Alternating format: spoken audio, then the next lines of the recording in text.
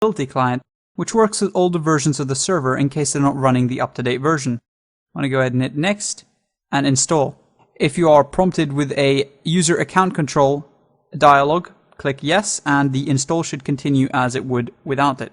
Now that the install is done, we have a finished screen with a Start Mumble checkbox in the bottom left-hand corner, which I'll click, and we want to hit finish. Now this is the audio tuning wizard which you'll be greeted with after starting Mumble for the first time. This will take you through the steps of configuring your audio devices and also setting up your certificate. So we want to click next from the main screen. Feel free to read any of these dialogues if you wonder more about what the features in this tuning wizard do. This is the device selection prompt. At this point, if you don't hear yourself through your own speakers, then this isn't configured correctly. What you'll need to do is you'll need to select a different device. Now your input device is for your microphone and your output device is for your speakers.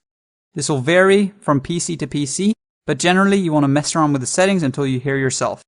I'm going to hit next, and the next screen we're prompted with is a device tuning. Now this changes the delay value, and generally it basically just means that we want to make sure we have no interruptions or jitter in our sound. So you'll be able to hear a demo voice speaking at this point. Just slide the slider until the sound is perfectly clear and there's no interruptions. I'm going to hit next. This is the volume tuning wizard. Now this ensures that other people hear you clearly. This is very important if your microphone is loud or low, as it can change the volume of which your mic is boosted at. I'm just going to go ahead and leave it there. You can read more about it in the dialog itself. This is the voice activity detection dialog. This determines what will be used to speak over Mumble to other people. In this case, I'm going to be using push to talk, which allows me to enable a button on my keyboard or mouse to talk to my other clan buddies. You can also use the raw amplitude from the input to pick up on when you're speaking, which can then be adjusted by this slider here. If it's in the green zone, it generally means it'll be picked up quite well. I'm just going to bind a key for my push to talk, which is going to be control on my keyboard. This is the quality and notifications part of the setup. You can leave this as it is. Basically, the low is for low amount of bandwidth, sort of poor quality. The balance is for a good balance between quality, latency, and bandwidth usage. This is probably the recommended default configuration, and we can change it later. If you want to go for high, make sure you have good internet and you want optimum sound quality. Notification settings. This is just the text-to-speech, which will notify you through a text-to-speech program within Mumble itself of what's going on. So say if someone moved into your channel, the text-to-speech will actually notify you through audio.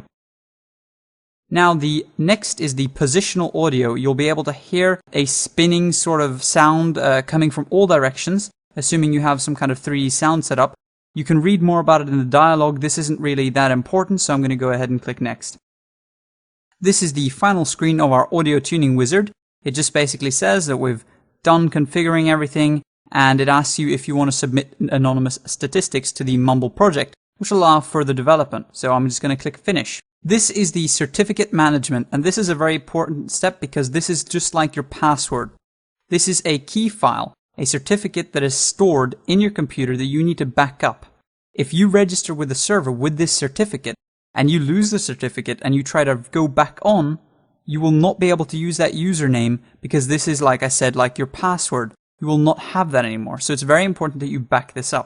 The easiest way to create it is just to check automatic certificate creation. I'm going to hit next, and our certificate has been created and stored on our computer. We can now register with servers and receive privileges such as move privileges, admin privileges, and it'll store just fine without using any passwords. Now, after we're done configuring and creating our certificate for our user, we want to connect to some servers. So the first thing you'll be greeted with is a Mumble Server Connect dialog. And in this dialog, you can join servers from around the world. Now, while this is very useful, this is not what I wanted to do. I want to connect to my own server that I just purchased off NationVoice. So how do I do that? Well, we click Add New, and this is basically a dialog to add servers to our favorites. So what I want to do is I want to type in NationVoice Mumble, and in the address, which is for the IP, I'm going to type my IP that was provided to me by NationVoice. So, and then the port is assigned depending on your server.